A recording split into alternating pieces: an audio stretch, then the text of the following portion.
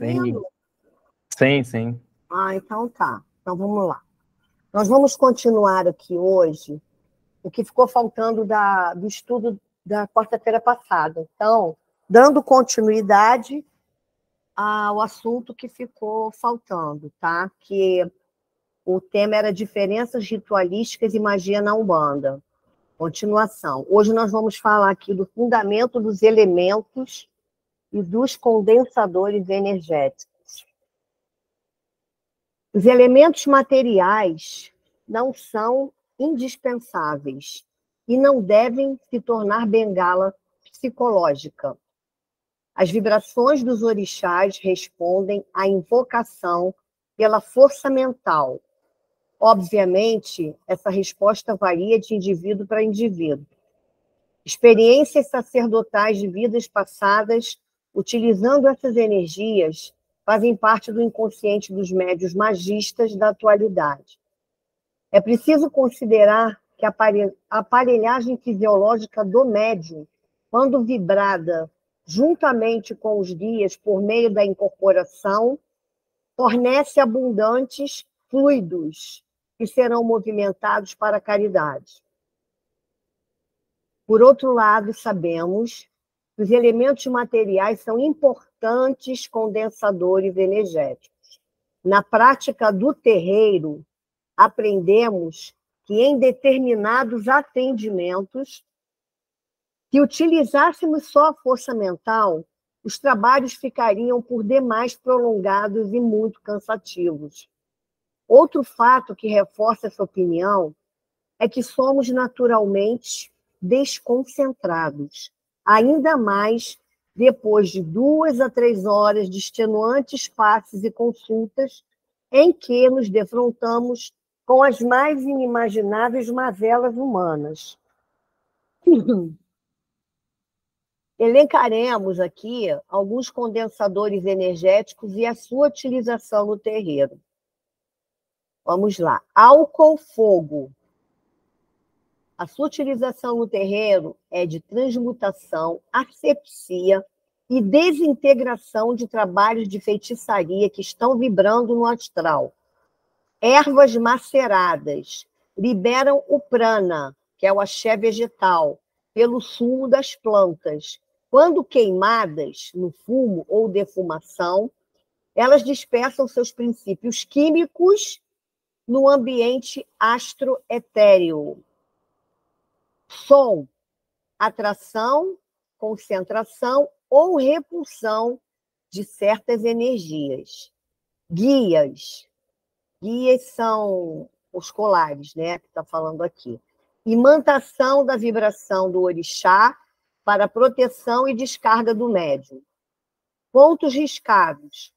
Campos de forças magnéticos de atração, retenção e dispersão, usados com os pontos cantados.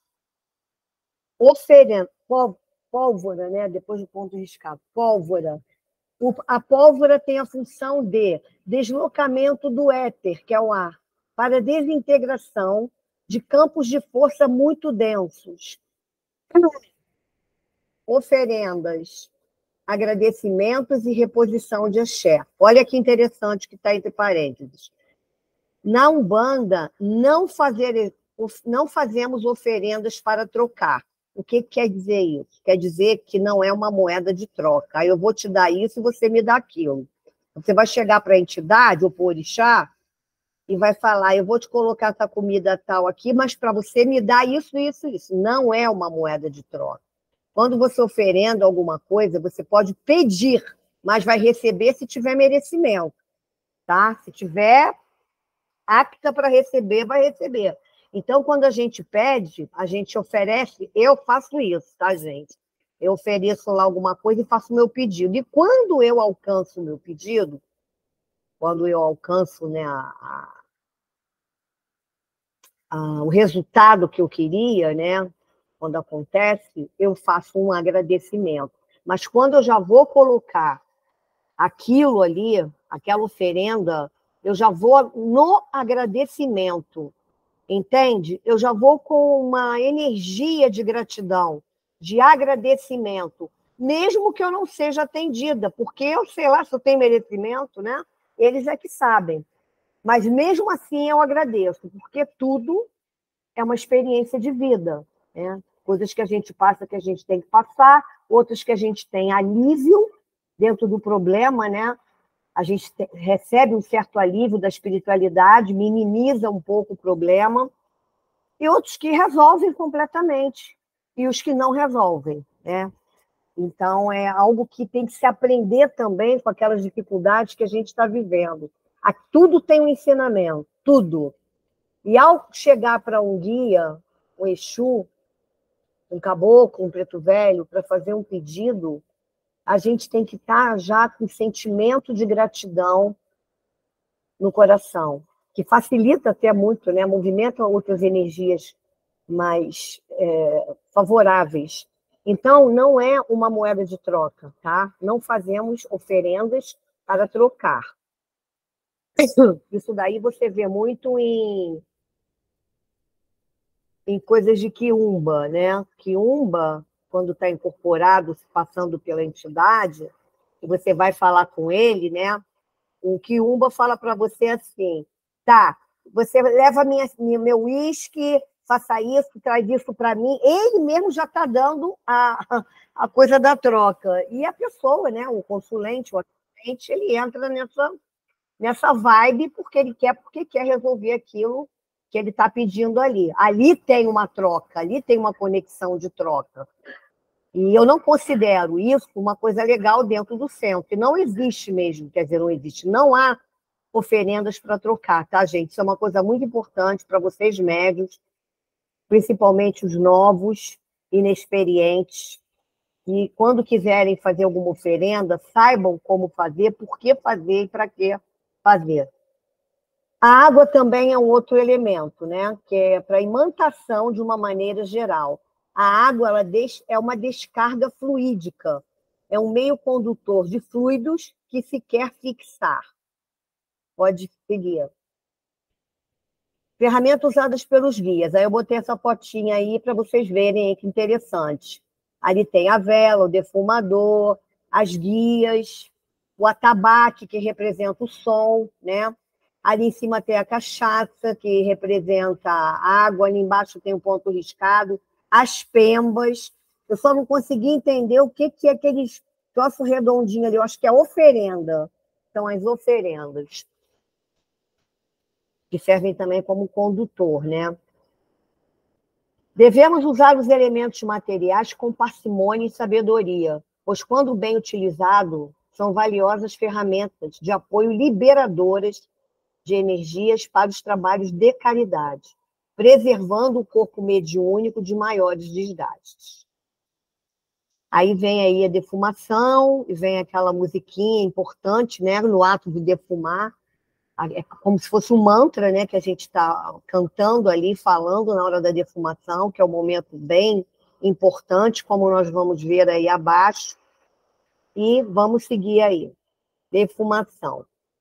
A defumação é uma ritualização que está presente em várias religiões, tais como budismo, judaísmo, catolicismo, dentre outras.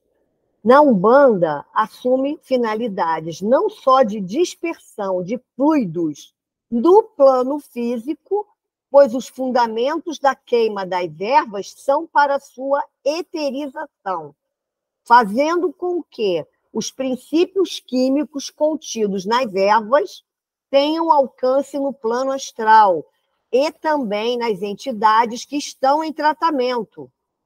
Essas entidades que estão em tratamento não são os nossos guias, tá? Essas entidades que estão em tratamento são os espíritos que estão ali para serem tratados, cuidados e coisa e tal. Esse procedimento deve ser bem observado e adequadamente preparado.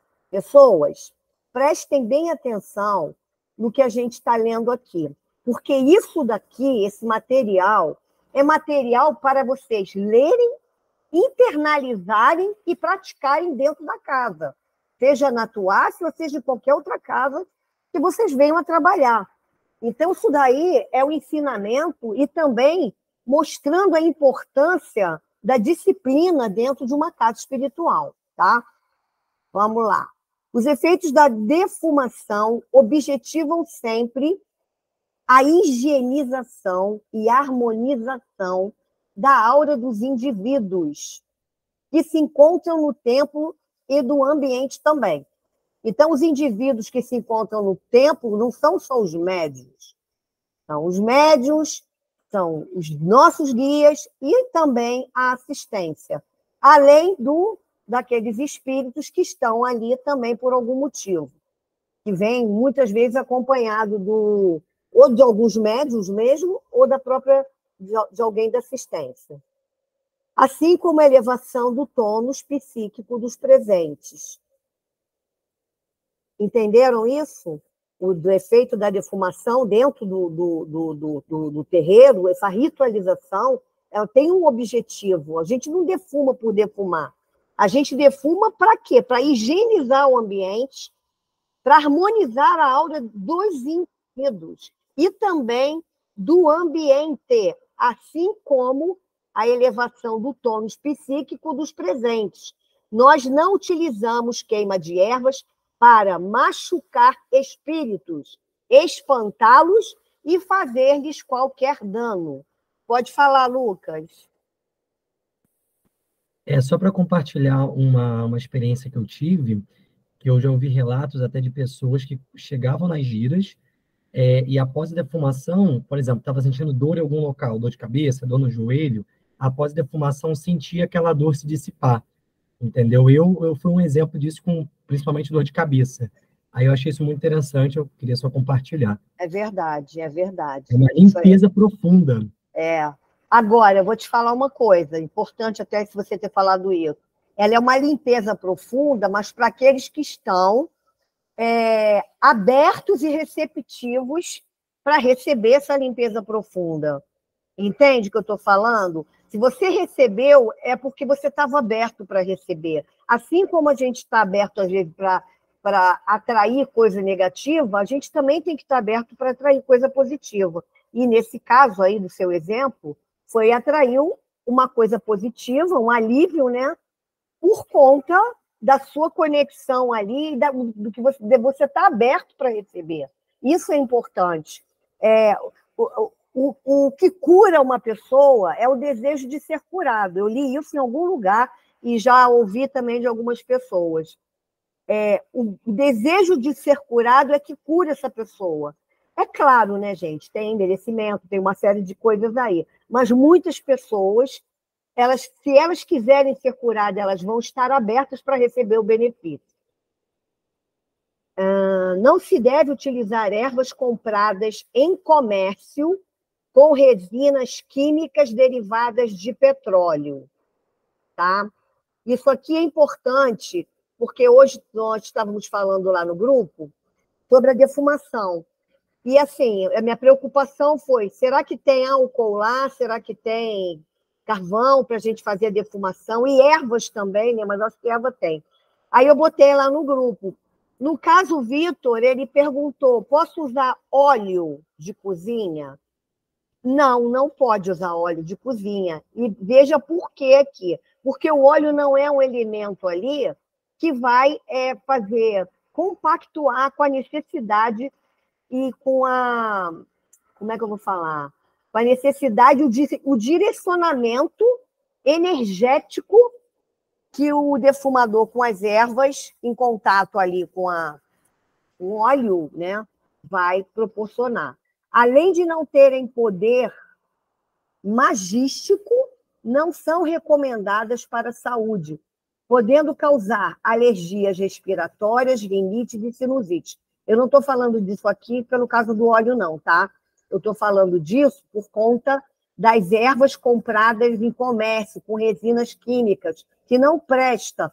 Eu comprei essa erva aqui. Erva tem que ser comprada erva mesmo, no herveiro, ou então colhida no mato ou comprada em herveiro, na feira, ou mercadão, ou em qualquer outro lugar. Ou você planta na sua casa, né? Se você tiver como fazer isso, você planta. Porque você vê, tem muita gente que vende Teve uma cliente minha que eu passei uma receita para ela fazer uma defumação na casa dela, com arruda, ervas, inclusive abre caminho de zatanó, para ela fazer dentro da casa dela. O que ela fez? Ela, ao invés de procurar um herveiro, ela foi numa casa de umbanda e comprou umas caixinhas com escrito o nome da erva ali, que só tem pau ali dentro, gente. Ali não tem erva nenhuma, que não presta. Ali dentro só tem pedaço de galho, pau. Erva que é bom, a gente não vê dentro desse negócio. Então, não aconselho a comprar esse tipo de erva em casa de umbanda para fazer defumação, para tomar banho, seja lá o que for. Requer-se o preparo consciente das ervas a serem utilizadas no ritual desde quando as colhemos, com a permissão do mundo espiritual, até o momento de utilizá-las. Em seguida, passamos a mistura adequada de ervas nas proporções necessárias para que se atinja o objetivo esperado: higienização, harmonização ou elevação. No impedimento de colheitas particularizadas, ou particularizadas é particulares, é aquela que a gente planta, a gente mesmo colhe, a gente planta, com a finalidade única de utilização litúrgica por meio da defumação, deve-se adquirir as ervas verdes ainda. Vitor, você levantou a mão aí, você queria perguntar alguma coisa, ou falar alguma coisa lá do defumador, do óleo? Não, Branco, depois eu falo. Tá, então vamos lá. Durante a defumação, são cantados os pontos específicos, verdadeiros mantras, que explodem a contraparte etérea das ervas, expandindo seus princípios ativos, dinamizando-os e fazendo-os impactar em esferas vibratórias ocultas aos nossos olhos. Salve a defumação, salve o poder das ervas. Então, vocês veem como é importante o ato de defumar. O ritual da defumação é extremamente importante. Pode descer, Rômulo, por favor. Subir, né? Uma coisa importante é que no ato que, quando a gente abre uma gira, a gente já tem que estar em consonância com os guias, com a espiritualidade que já está ali. Quando eu sou chata lá, que eu falo, eu reclamo, e chamo a atenção das pessoas, talvez pela imaturidade de algumas pessoas, elas não têm a noção de que elas estão vivendo um momento ali sagrado e que necessita de seriedade, respeito e concentração. Aí nós vamos ler, vocês vão entender o que eu quero dizer com isso. Vamos falar dos fundamentos do Congá. O Congá é o mais potente aglutinador de energias e forças de dentro do terreiro. Ele é atrator, condensador, escoador, expansor, transformador e alimentador dos mais diferentes tipos de energias e magnetismo. Existe um processo de constante renovação de axé que emana do Congá, como se fosse um núcleo centralizador de todo o trabalho na Umbanda, ali naquele terreiro, naquele tempo.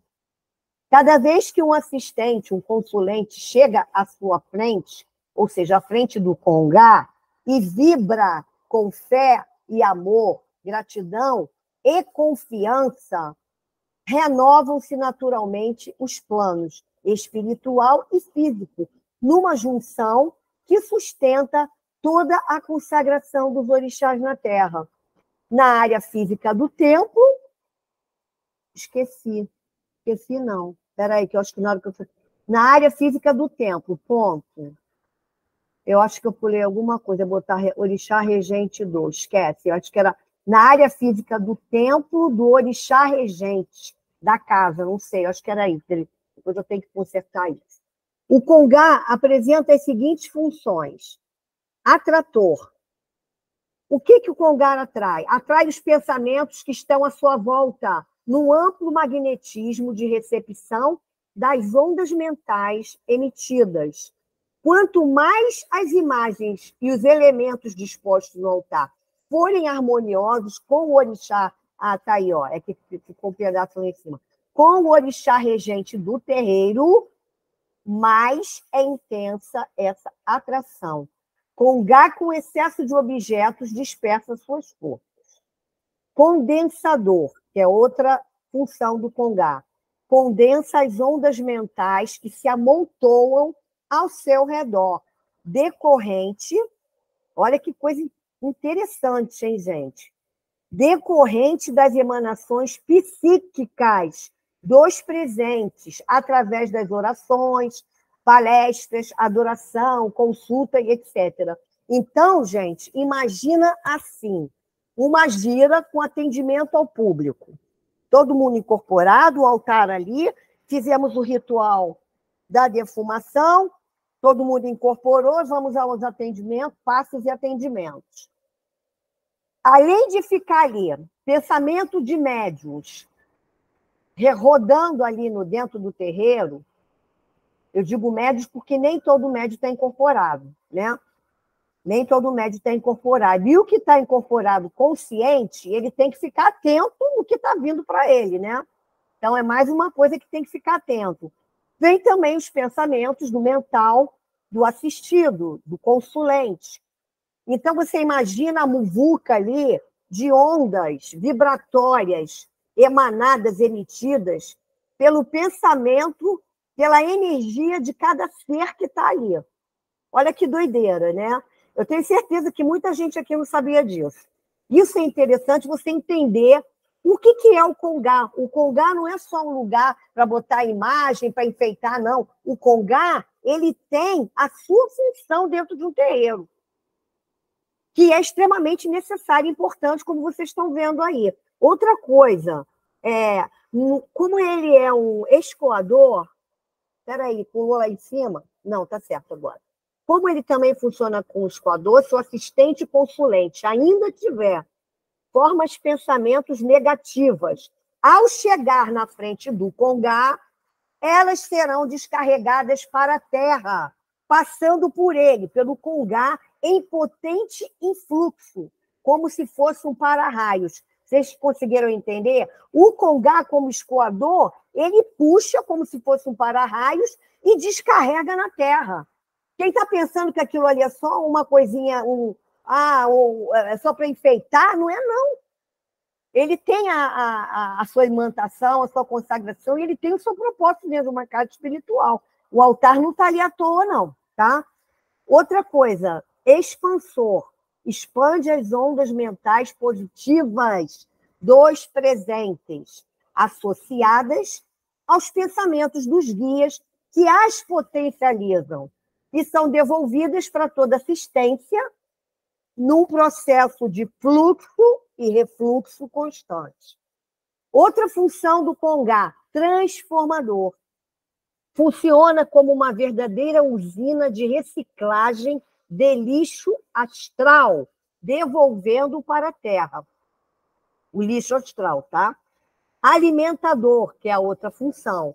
Alimentador é o sustentador vibratório de todo o trabalho mediúnico. Sustentador vibratório de todo o trabalho mediúnico, pois nele fixam-se no astral os mentores dos trabalhos que não incorporam. O que quer dizer aqui? Para quem não entendeu, eu vou explicar. Pode subir um pouquinho para eu voltar lá, Rômulo, do alimentador. Ele, naquele altar, estão fixados no astral um mentor de trabalho que não incorpora. Ou seja, os guias que estão trabalhando no astral, mas que não estão incorporando nos seus médiuns. Porque a gente está trabalhando com o nosso guia de trabalho, mas ele tem um outro guia que está no astral também trabalhando. Então, é um trabalho terra e astral. É um trabalho conjunto, terra e astral.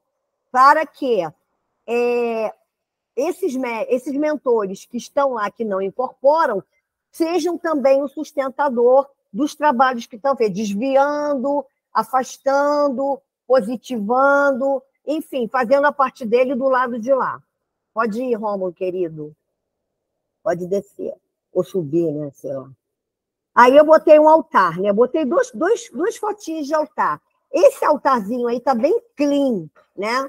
Tá limpinho, tá bem organizado, tá em forma de estrela de 6 pontas. Tá vendo aí? E cada ponta ali tem um orixá. No chão tem umas coisinhas ali que eu não consigo ver, mas eu acho que são oferendas também, frutas. Tem o atabaque do lado e tem uma outra coisa ali, acho que é um atabaque com palha de omulu, não sei. Mas, enfim, é só para vocês verem como está claro, como está clean, né? Como está clean. Que vocês já viram alguns centros de Umbanda que tem uma mesa enorme e em cima tem tudo misturado. Tem os guias, tem os orixás, tem os santos, e aí botam também caboclo, preto velho, botam hereu. Eu já vi, já fui em casa assim. Eu não estou criticando, não, tá, gente? Até porque cada um monta o seu altar de acordo com a sua intuição, com aquilo que lhe é destinado lá pelo astral, como eles querem que seja. Mas aí, todo o trabalho da Umbanda gira em torno do congá, a manutenção da disciplina, do silêncio, do respeito, da hierarquia, do combate à fofoca e aos melindres de médiuns devem ser uma constante dos zeladores dirigentes. Não adianta um congá belíssimo, todo enfeitado, com excelentes materiais, se a harmonia do corpo mediúnico estiver destroçada. É como tocar um violão com as cordas arrebentadas. O som vai ser uma merda, né? Mesma coisa o trabalho espiritual ali, com a quebra da corrente. Caridade sem disciplina é perda de tempo. Por isso, para a manutenção da força e do axé de um congá, devemos sempre ter em mente que ninguém é tão forte como todos juntos, unidos, trabalhando em prol do mesmo interesse, que é manter o axé da casa, trabalhar para a caridade, mas também trabalhar para o seu autoconhecimento, para a sua reforma íntima. Isso aí, principalmente, né? Principalmente. É o que eu falo sempre. Eu sempre vou bater nessa tecla. Sempre. Porque sem autoconhecimento, sem reforma íntima, o sujeito ou a sujeita não vai caminhar. Vai ficar amassando barro no mesmo lugar, tá? Então, isso é uma coisa muito importante.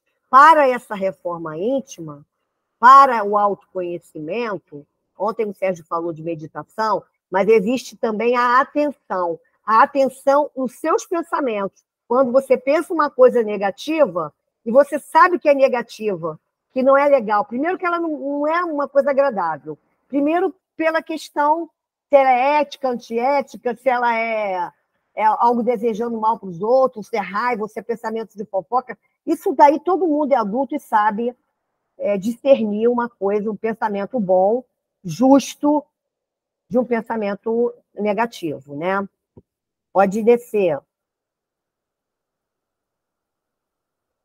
Vamos falar da sessão de caridade. Na sessão de caridade, nós temos preparação dos trabalhos mediúnicos, os assentamentos vibratórios, o desenvolvimento mediúnico, os passes e aconselhamentos espirituais. Aí vamos falar da preparação dos trabalhos mediúnicos, tá?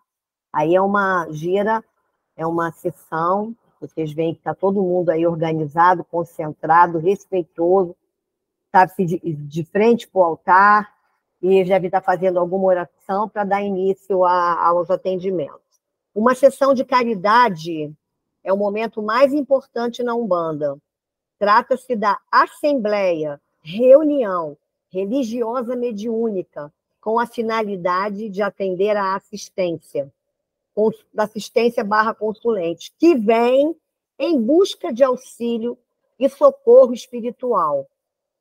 O ritual de abertura de uma sessão, uma gira de caridade umbandista, é um dos mais importantes. Esse ritual de abertura é um dos mais importantes. Tenham isso em mente. e determina toda a sustentação vibratória magística com os orixás, que serão fundamentais para a atuação mediúnica dos benfeitores espirituais. Não por acaso é um momento ritualizado, que exige disciplina, silêncio, respeito e concentração, que devem ser acompanhados de atitudes mentais e disposições emocionais imbuídas da mais alta fraternidade e amor ao próximo. A preparação que ocorre nos instantes que antecedem a abertura dos trabalhos, repetindo, a preparação que ocorre nos instantes que antecedem a abertura dos trabalhos é a chave para que seja bem-sucedido o acesso a um plano suprafísico e atemporal, o qual vai sendo criado e desenvolvido no interior de cada um dos médiuns presentes à sessão, proporcionalmente ao grau de união e uniformidade ritualística que se tenha para esse momento na corrente, objetivando a criação e sustentação da egrégora pela emanação mental dos componentes da corrente, aos quais os espíritos do lado de lá atuarão ancorados para se manifestarem por meio do canal mediunidade. Abrir os trabalhos de caridade é destrancar o nosso tempo interior de medos, recalques e preconceitos para sermos ocupados pelos guias espirituais. Até aí tudo bem? Todo mundo está conseguindo pegar? Todos participam de um mesmo ideal, que é a doação ao próximo, mantendo a calma interior, abstraindo-se dos pensamentos intrusos que preenchem a mente com preocupações ligadas às inseguranças diárias da sobrevivência na matéria, esvaziando o psiquismo periférico, sintonizado aos sentidos ordinários do corpo físico, indo ao encontro de quê? Do verdadeiro eu interno, que é a essência espiritual imorredora e atemporal, que anima cada um de nós. Em silêncio e serenados, conseguiremos ser instrumentos úteis de trabalho aos nossos mentores, queridos e amados, enviados dos orixás. É somente por meio da elevação psíquica interna de cada membro da corrente mediúnica que podemos conseguir chegar ao padrão vibratório coletivo necessário ao alinhamento com as falanges espirituais que nos envolvem de maneira consciente, efetiva e amorosa. De maneira consciente, efetiva e amorosa. Devemos viver e sentir com intensidade, atenção aqui nessa parte, devemos viver e sentir com intensidade o que está se passando durante a abertura dos trabalhos. Nessa ocasião, está sendo levado a cabo um momento sagrado de expansão das nossas potencialidades anímicas mediante forças cósmicas que nos permitirão sintonizar com as instalações do nosso templo interior, bem como estar em contato com o benfeitor espiritual que nos guia mediunicamente e protege durante todos os atendimentos caritativos dos consulentes. Repetindo-nos, percebe-se com exemplos como esse, a importância e a necessidade do esclarecimento costumeiro, repetitivo, pelos dirigentes do sentido mais amplo da abertura dos trabalhos mediúnicos de uma sessão de caridade umbandista, orientando quanto aos seus aspectos esotéricos, metafísicos e transcendentais. É imperiosa a conscientização de todos os participantes dos trabalhos práticos de Umbanda, buscando-se sempre a coesão e a uniformidade da corrente. A corrente tem que estar coesa, a corrente tem que estar na mesma vibração, tá? Para o bom andamento do trabalho daquele dia, mantendo-se assim a sustentação vibratória pelo intercâmbio mediúnico superior. No mais, das vezes, sempre que ocorre quebra de corrente, verificamos que se deu na abertura dos trabalhos, pela desconcentração do corpo mediúnico, ou até mesmo da assistência, pois muitos dos frequentadores são médiuns desequilibrados e estão em sérias obsessões. Noutras ocasiões, quando o medianeiro efetivamente está com interferência espiritual externa, que influencia seu psiquismo negativamente, esse deve ser afastado provisoriamente dos trabalhos para ser atendido espiritualmente, obtendo o tempo necessário para refletir sobre o seu estado mental, mudando sua conduta psíquica e emocional que está prejudicando-o como médium em sua coletividade. Então, deixa eu explicar isso aqui rapidinho. Eu já vi gente falar assim, mas o médium ele não tem que se afastar, ele tem que ficar na corrente. Não, não, não, não. Se ele não está bem, ele vai atrapalhar a corrente. Entendeu? Ele tem que estar bem para estar trabalhando na corrente. Se ele não está bem, é como uma erva ali que vai se infiltrando, né? E vai, daqui a pouco, contaminando a corrente. O médium ele tem que ser afastado da corrente e ser tratado.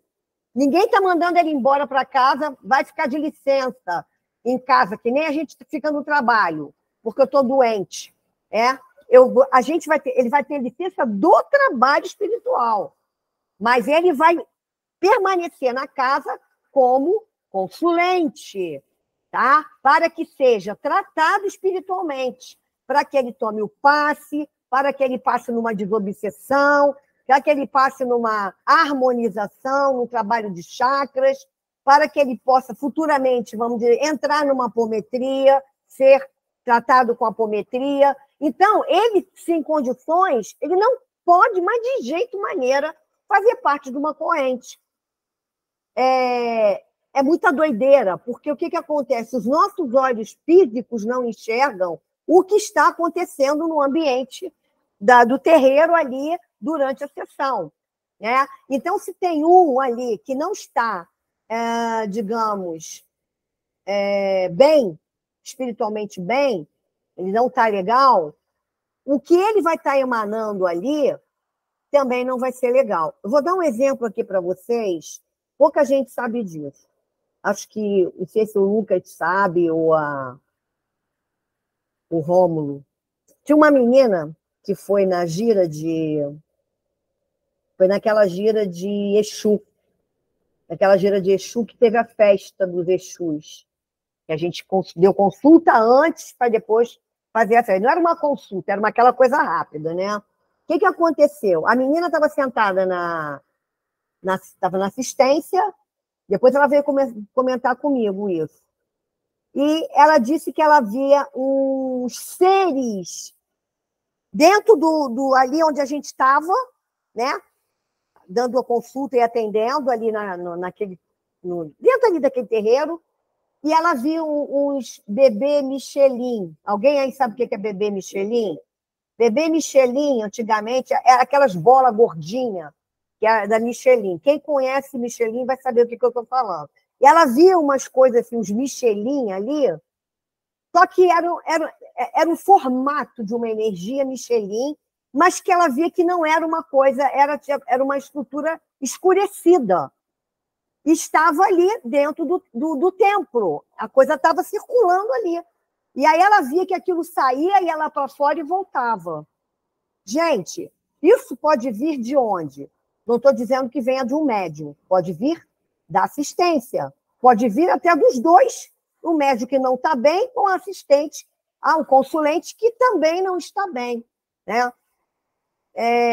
Isso ficou muito na minha cabeça, e inclusive, depois vendo com o plano espiritual, foi por uma esse foi um dos motivos que a gente passou, a gente suspendeu as giras. Aquele dia foi uma confusão. Nem falo, depois a gente fala isso, Rita. Eu suspendi a gira que estava para o público, parei com aquilo, era para parar, para quê? Para focar os médios novos, né? Os médios que não têm ainda conhecimento de desenvolvimento, nem de incorporação, de nada, para ficar focada nisso até um período onde a gente vai voltar a abrir a gira para fora, para pública. Tá? E quando a gente voltar a abrir a gira para público, não são todos que vão dar consulta. Tá? Até que eu me sinta segura, que eu veja, isso daí não é de um dia para o outro, nem é de uma gira para outra. Isso é uma observação temporal, que eu vou ter que observar para ver quem está em condições de dar consulta e quem ainda precisa segurar um pouquinho e desenvolver mais. Não tem jeito, senão aquilo vira uma baderna, um poço de obsessor ali, de confusão, e não é isso que eu quero para casa, porque isso é muito sinistro, é muito perigoso e preocupante, para mim, né? É muito preocupante isso para mim, de tirar meu sono. Então, vamos seguir aqui. Quando o frequentador da assistência, agora é da assistência, está visivelmente desequilibrado, a ponto de mediunizar um obsessor, ele deve ser fraternalmente retirado do salão, levado para a sala de atendimento fraterno, o que muitas vezes requer um trabalho mediúnico socorrista desobsessivo. Por isso, todo zelo e cuidado são poucos diante de muitas possibilidades de quebra da corrente. Isso daqui, nesse caso daí, é caso de casa que tem lá a salinha de cura, porque no nosso caso, a gira de desobsessão, na gira, se tiver alguém ali com algum obsessor, a gente tem que trabalhar ali na hora. Na hora. Por exemplo, se alguém está atendendo alguém que está com obsessão, tem que me chamar, tem que ver o que é e vai ter que trabalhar ali na hora. Depois, ele vai ser encaminhado para um tratamento, entendeu?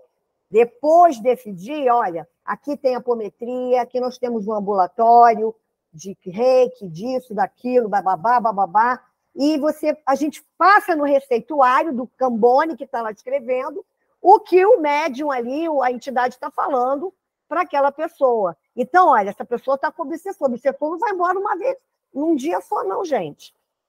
O obsessor continua, né? O obsessor continua do lado, ele vai esperar a pessoa lá fora, ou já vai para a casa dela e fica esperando lá, deitadinho na cama dela, a pessoa chegar. Não é, ele foi desobsediado ali e acabou. Não, não acabou. Porque a pessoa precisa passar por esse processo de um tratamento, que não é um dia, tá? Pode subir um pouquinho, que eu perdi ali. Aí. Então, por isso, todo zelo e cuidado são poucos diante das muitas possibilidades de quebra da corrente que podem ocorrer antes e durante as sessões de caridade. Como assim antes, Blanca? Antes é quando a gira está começando e alguém lá começa a se tremer, passar mal, começa a querer incorporar, começa a querer... já começa a entrar no esquema de desequilíbrio. Tá lá sentada na assistência, a gira está começando e a pessoa já está lá querendo incorporar. Então, olha essa nota que eu vou ler aqui, que está marcadinha de verde, para vocês verem como é importante isso aqui. Ih, não estou enxergando direito. Está meio embaçado. Deixa eu tirar o óculos. Vamos lá. Todos aqueles que chegam a uma casa umbandista e se sentam na assistência dela fazem parte da corrente energética da casa. Porém, como já nos ensinou o mentor de Chico, Emmanuel, é preciso sempre atentar para 3 questões muito importantes, que são a disciplina e a disciplina. Viu? A disciplina e disciplina. Temos que nos atentar, ok? Por isso, em uma casa umbandista, mesmo que você sinta que seus guias espirituais estão próximos de você, pois eles com certeza estão, eles não serão indisciplinados para querer que você incorpore, se não for orientada a isso pela dirigência da casa ou pelos guias-chefes.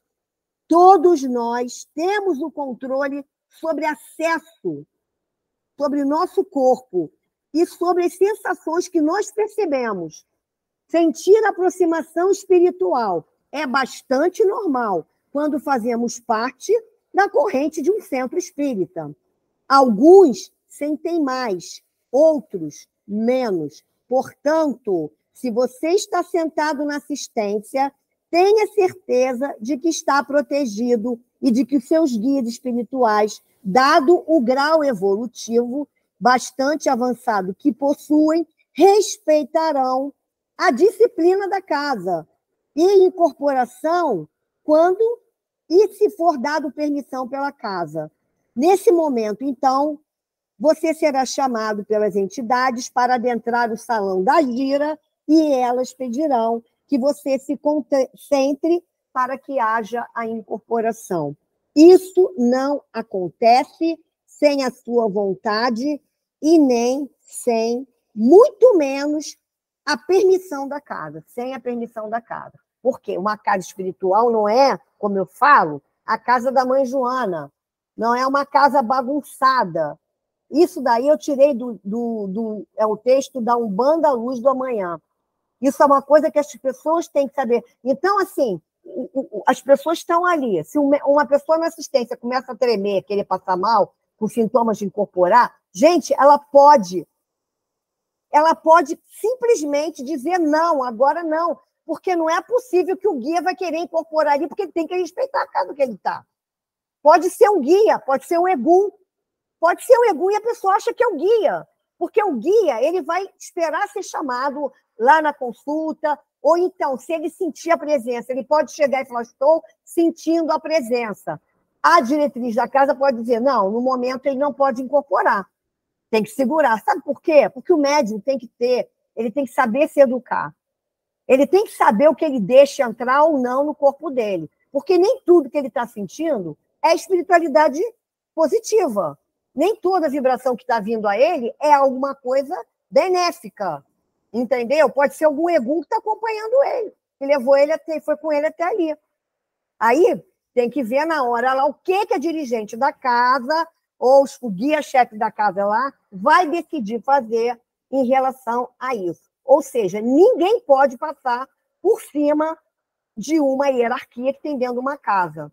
Principalmente os cambones não têm que ficar correndo, desesperado, dizendo ai, tem uma pessoa passando mal lá na assistência. Gente, pelo amor de Deus, respira fundo, vai lá, procura saber o que está acontecendo com a pessoa. Ah, eu estou sentindo isso. Tá, um minutinho. Procura chegar perto do dirigente e passar, olha, está acontecendo isso.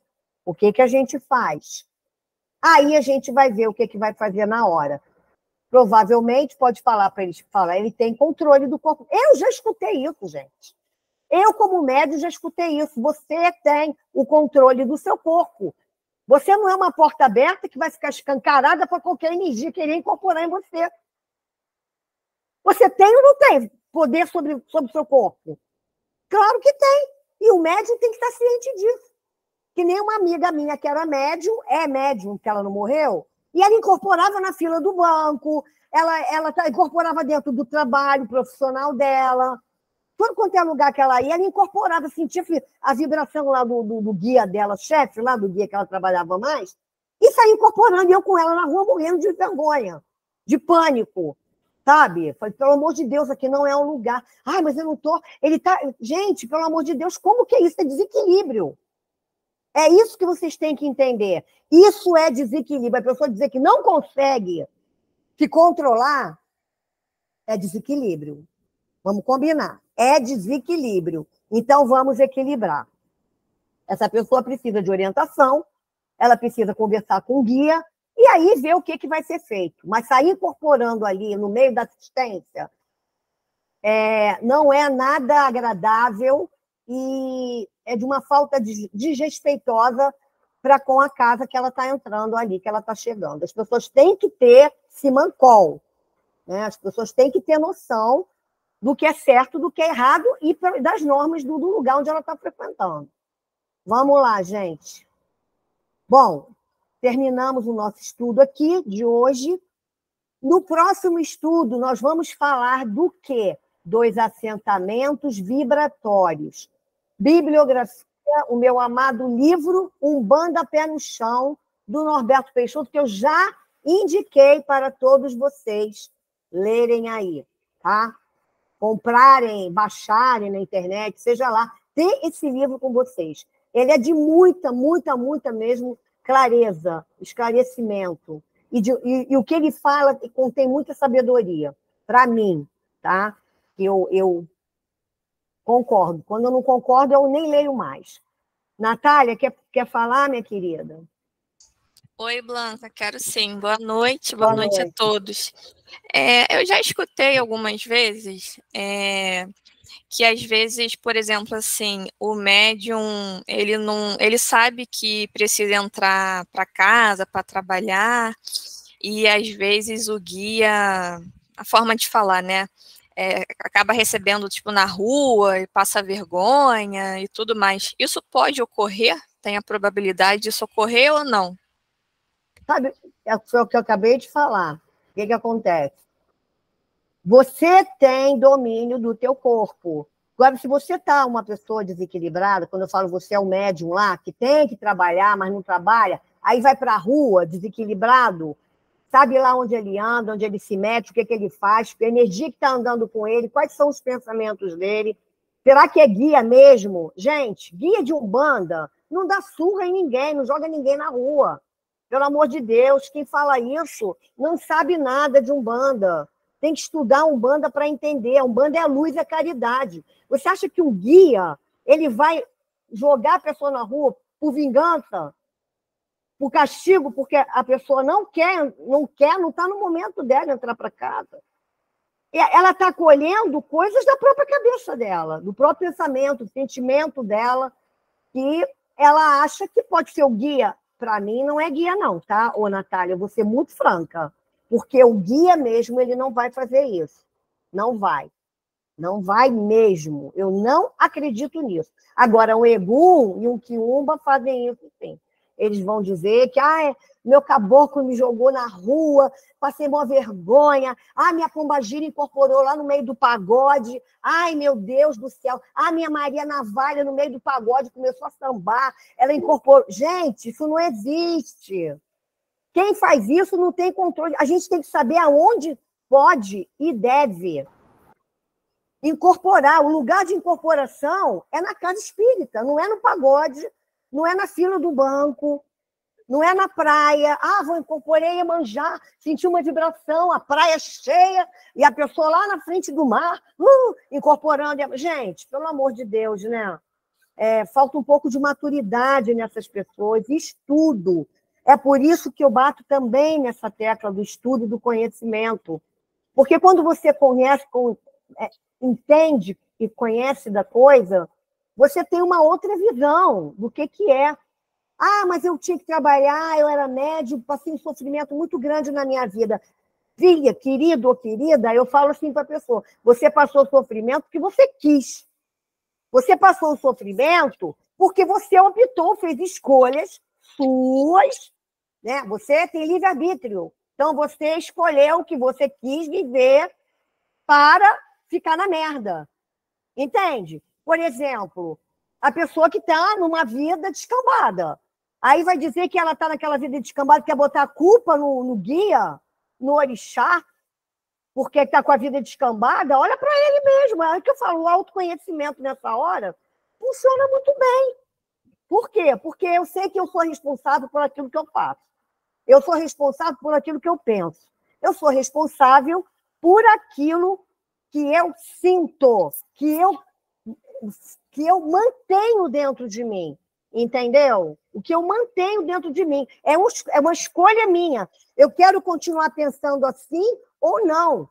Quando eu, Blanca, eu falo de uma experiência minha própria, quando eu, Blanca, anos atrás, ouvia de tudo quanto é lugar que eu ia, que eu era médium, que eu tinha que trabalhar, que eu tinha que trabalhar minha mediunidade, eu não queria saber de nada.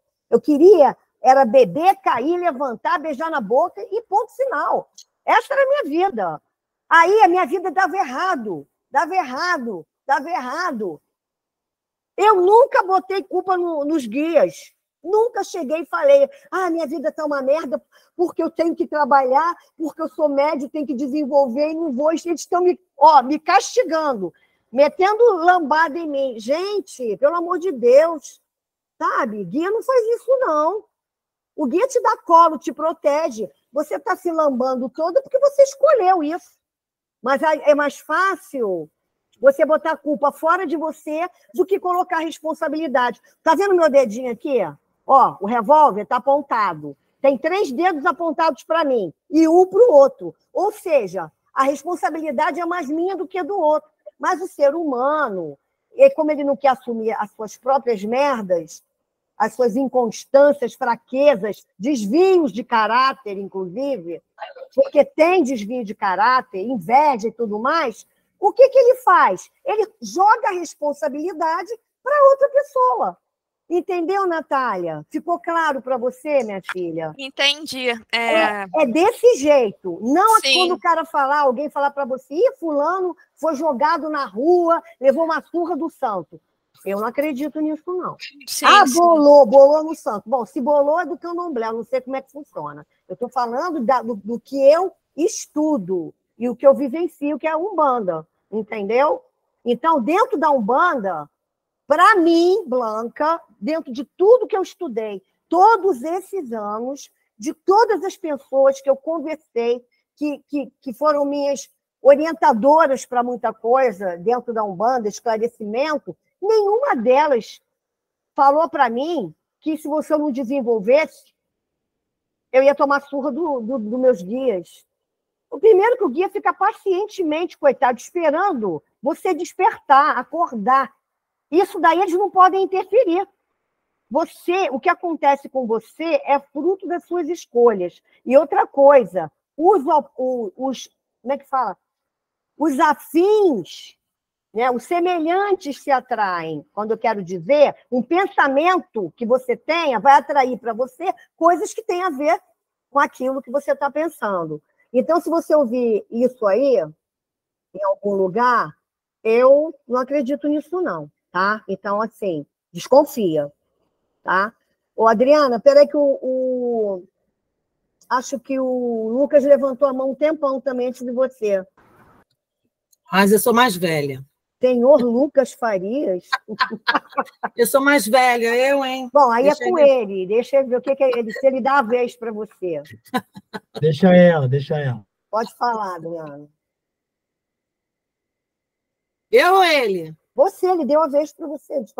Meu Deus, senhor Lucas Farias, gratidão. Então, pegando essa linha da Natália, eu gostaria de passar também assim, para contribuir com uma experiência. São 2 situações.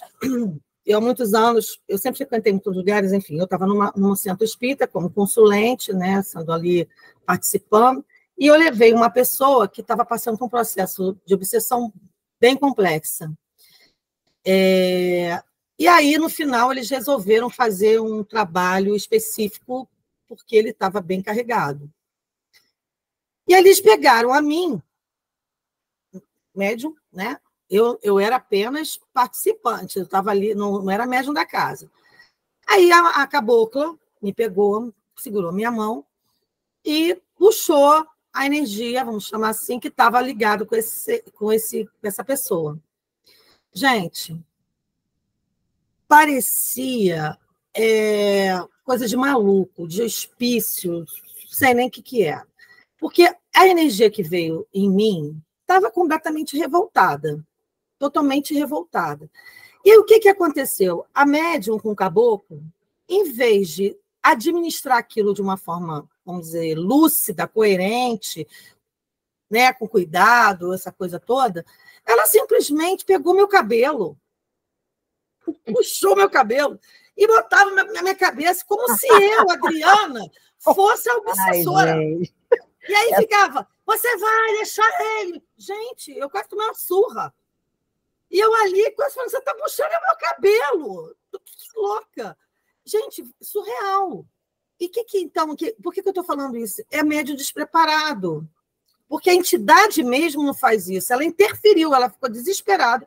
Porque é uma característica que eu tenho de... Eu trabalho em obsessão, eu pego uns seres bem cabeludos, assim, né? Bem, né? E eles vêm que vêm, e eles têm argumento, eles pá. E ali a mulher começou a puxar meu cabelo, gente. Você imagina? Aí botaram eu ficar de joelho. Eu fiquei ajoelhada, a mulher puxando minha cabeça, meu cabelo. Ai, desculpa. Eu assim. Estou imaginando a cena. Não, horrível. O rapaz que ficou impressionado e se sentiu muito mal, porque eu fiquei tomando uma surra da entidade, pseudo-entidade, e isso é muito sério, gente. Olha, se não fossem os meus protetores... É muito sério. Muito sério. Eu estou falando isso porque eu vivi isso na pele. Isso eu ainda estava na faculdade. Não, eu tinha me formado já. Eu tinha o quê? 20 anos, 21 aninhos. Eu não tinha todo o conhecimento que eu tenho hoje. Mas eu fiquei bem assustada. Eu falei, meu Deus, eu tomei uma surra. Puxaram meu cabelo, botaram de joelho. Olha, uma coisa horrível. Não eu acho que se a mulher tivesse aí um chicote, eu também chicoteava. Se a mulher tivesse um chicote, eu ia tomar um chicoteado ali. E agora a gente está até rindo, mas isso é muito sério. Sabe? Sim. Isso pode causar um trauma para mim, podia ter causado um trauma para mim, para as pessoas ali, não sei se causou. E a frequência da casa deve ter ido lá. Estou imaginando a cena. Não, gente, foi muito lindo. Mulher puxando meu cabelo, botando de joelho, eu ali. Porra, foi horrível, sem noção. Então, assim, isso é uma coisa muito séria, sabe? Porque, por mais que a gente esteja interligado, incorporado com as entidades, nós somos donos do nosso corpo. A gente não pode entrar em... Se você não se acha em condições de realizar qualquer serviço, seja esse de esclarecimento, eu não gosto da palavra doutrinar, seja esse de esclarecimento, seja esse de acolhimento, então não faça, chama quem acha que pode fazer por você. Porque se toma à frente e depois você não dá conta, você pode causar um desequilíbrio na casa inteira, pode cair a corrente inteira. E aí, nego, para segurar... Cai, acabou. Aí cai, acabou. Todos os metros caem. Aí já entrou um furacão aí. O hurricane já está completo ali dentro.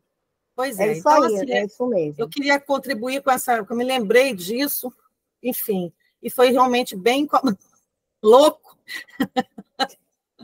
Foi uma coisa assim, nunca tinha vivido isso. Fui lá com uma boa vontade que sobrou para mim. Quer dizer, eu tomei a surra que não cabia para mim. E a outra coisa é em relação a essa questão mesmo da nossa postura enquanto médiuns, porque, como a Blanca ressaltou, gente, nós somos donos do nosso corpo. O seu corpo é seu templo.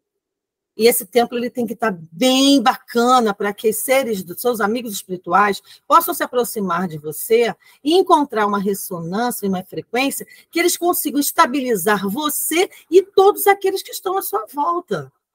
Porque, senão, se você não está bem, o seu corpo não está bem, como é que você, sentindo uma dor no seu corpo, pode dar uma passividade por uma energia e trabalhar se o seu corpo não está bem? Então, o seu corpo é seu templo, e seu templo ele tem que estar... Dentro uma casa tem que estar com a luz, tem que estar limpa, ela tem que estar estabilizada, porque senão vira uma bagunça, vira lixeira. Né? É isso, eu queria colaborar, espero que tenha Valeu, conseguido passar alguma coisa Foi aí ótimo. para vocês, Obrigada. tá bom? Senhor Lucas, a Lucas. sala é tua, amigo. Mantém vai ser boa, hein? Senhor Lucas, vamos Cara, falar, pode falar. Eu fiquei abismado aí com essa sua história. No caso, a minha não é nem uma história, é só um comentário. Eu já vi pessoas dizendo que incorporava, né, pegando o gancho da Blanca e posteriormente o seu, incorporava dentro do carro para dar recado ali para o motorista. É exatamente essa expressão que a Blanca está fazendo, que eu fazia quando eu via essas histórias. Eu só fingia que acreditava. Eu conheço Fala, gente. caramba, que diferente, que interessante, sabe? Porque, sei lá, pegando o gancho de vocês, é muita gente falando besteira e fazendo besteira, cara. É um pior do que o outro, sei lá, é sinistro. Era isso que eu queria comentar. Beleza. Alguém quer comentar mais alguma coisa, falar, perguntar? Natália, ficou esclarecido para você? Sim, sim. Eu lembrei que quando eu fui no Bar do Malandro, lá em frente à Portela, do lado, na verdade, aí tinha uma mulher lá fingindo que estava incorporando, né? Uma pombogira. Aí depois foi uma mulher conversar com ela, falando, olha, aqui não é o momento, e todo mundo olhando, vendo que era mentira, né? Um papelão que ela estava passando. Que coisa horrível isso, gente. Vergonha. Mas, nossa, vergonha muito. alheia. Demais. Vergonha alheia, sinceramente. Demais. Mas então, é isso mesmo. E uma vez até rolou no Instagram, no YouTube, no TikTok, a mulher também no pagode lá das Marias, sei lá o quê, a mulher incorporando a pombagira dela. Mas, enfim, gente... Na piscina! A Iemanjá incorporando dentro da piscina. Vocês viram isso? Não. Filmaram, gente. Fizeram a Iemanjá incorporando dentro de uma piscina, aí toda ritualista. Eu não lembro. Alguém falou isso. Quer dizer, assim, eu não tenho... a gente tem que aprender também a não julgar. Sabe o que acontece? Todo mundo comete erros. Pode ser o mais gritante possível. O barato da história é não julgar.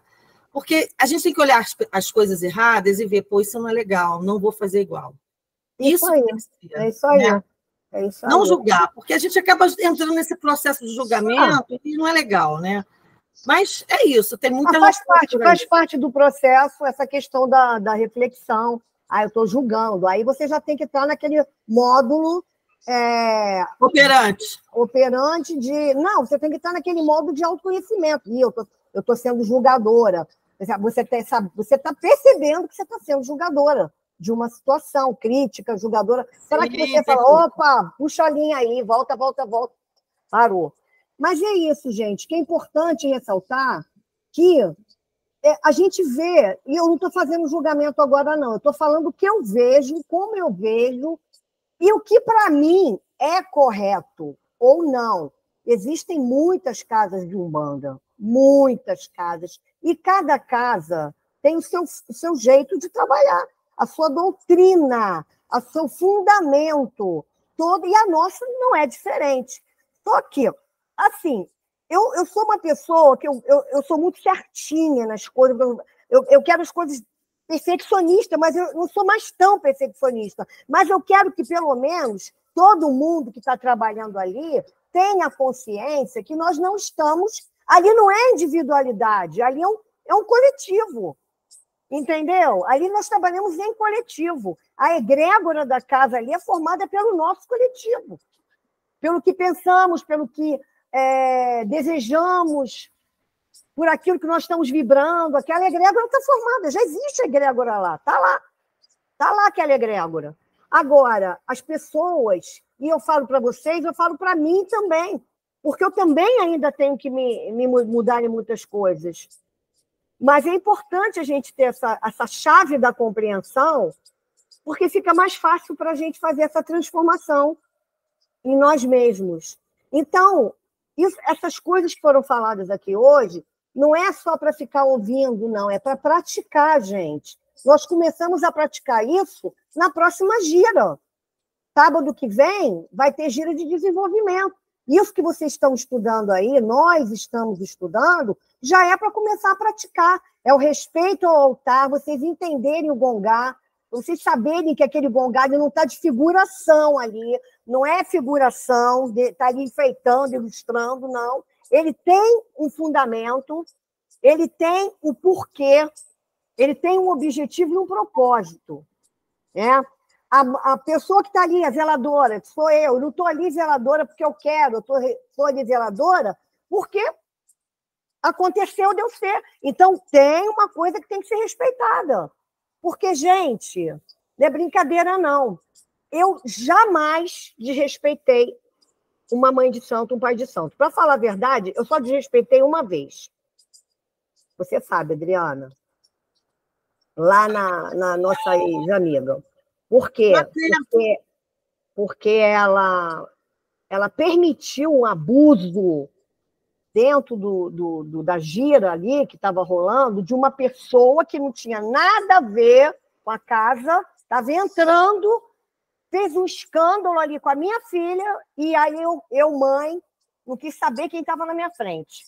Se era Maria Mulambo, se era Tranca-Rua, eu não quis saber quem era. Eu sei que eu falei mais alto que todo mundo ali. Eu dei uma de louca, ali eu dei uma de louca, porque foi um abuso. A minha filha saiu chorando de lá de dentro. Onde uma casa espiritual pode permitir o tipo de coisa dessa? Então, ali eu tomei minha frente, tá?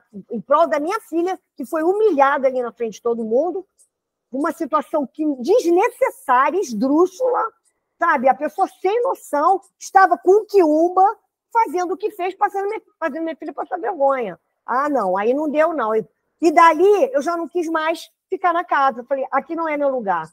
Por conta de quê? Porque tudo que estava rolando ali dentro não condizia com o que eu tenho como propósito de uma casa espírita, de uma casa umbandista. Não tinha estudo, não tinha nada. Não tinha nem altar, para falar a verdade. Não tinha altar, não tinha altar. O santinho ficava tudo no chãozinho ali, eram os pequenininhos assim, até aí tudo bem, mas não colocou altar. Mas queria colocar altar para o Baphomet, lá, o Beuzebu, sei lá quem, lá atrás da casa. E aí eu comecei já a falar, tem alguma coisa aqui que não está legal, gente. Tem alguma energia aqui que não tá batendo com a minha, não está. E aí eu saí. Mas fora isso, aonde eu estiver, eu vou respeitar a casa que eu estou, o dono da casa, não só o pai, a mãe pequena, a mãe de santo, uma pessoa que tem autoridade dentro da casa, como também os guias, chefes daquela casa. Porque você está desrespeitando a casa, mas está desrespeitando os guias que estão ali em cima, que estão olhando, que olham pela casa. Olha que coisa feia, que papelão. Fica feio uma pessoa fazer isso. Fica muito feia, entendeu? Então, acho que legal é todo mundo parar a pensar, poxa, esse material que eu coloco aí para vocês não é para ficar parado, guardado, não. É para vocês lerem mesmo, tá? É para vocês lerem, é para vocês tirarem dúvidas, porque isso é importante e, principalmente, praticarem aquilo que vocês estão aprendendo. Estão tendo conhecimento. Porque amanhã ou depois acontece uma coisa lá na gira, pô, que rolou dentro de um estudo. Aí a pessoa vai falar, eu não vi, eu não li, eu não sabia. Não sabia por quê, se o material está lá, para todo mundo ver. Não tem justificativa, sabe? Não tem justificativa. Isso é uma falta de respeito com todos os colegas, comigo, né, enquanto dirigente da casa, e com os guias-chefes da casa. Então, as pessoas têm que aprender a respeitar, sim. Se ela não respeita a casa dela, a mãe dela, o pai dela, é problema dela. Mas ali vai respeitar. Se não, tchau e bênção. Vai com Deus. Desse jeito. Entendeu? Vai encontrar um lugar onde o pai ou a mãe de santo vai fazer aquilo que o médium quer que faça. Porque tem isso. Vai fazer beicinho, vai ficar de boquinha virada, de olhinho revirado, vai ficar sentido. Gente, somos adultos. Somos todos adultos. Aqui não tem uma criança. Então, não tem ficar como é que fala? Despeitado lá, ficar numa situação que não existe. Pode acontecer dentro de uma casa de umbanda, sabe? Você vai falar com a pessoa o que tem que ser feito, a pessoa fica de cara feia. Porra, então vai embora, vai para tua casa. Vai fazer o que você quer em outro lugar. Pô, tem normas, tem regras, tem que ser respeitada. Todo mundo ali trabalha, todos os médios são importantes. Eu tenho que focar nisso repetidamente, porque, infelizmente, tem um ou tem outro que fica ofendido ou ofendida se não estiver fazendo aquilo que ela queria. Não, gente, pelo amor de Deus, as entidades estão vendo tudo. Você trabalha numa casa espiritual para quê? Para o seu próprio crescimento e para ajudar os outros. E ajudar os outros não é só ficar ali na rodinha, não, né? Com guia. É também ir na cozinha, é prestar um atendimento, uma comida, porque a casa precisa. Tudo ali faz parte, gente. Né? Ser seletiva. Eu quero trabalhar no centro, mas eu não quero fazer isso. Eu vou trabalhar no centro, mas não quero fazer aquilo. Eu só quero se for para fazer isso. Pô, peraí, né? Isso aí é um puta do egoísmo. É o que eu acho. E isso não vai dar certo.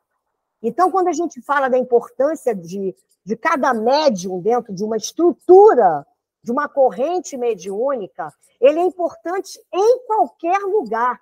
Esteja lá na frente, esteja lá atrás, esteja no meio, esteja nas laterais. Ele é importante. Todos são importantes. Porque se não fosse ele ali, por exemplo, quem estaria ali?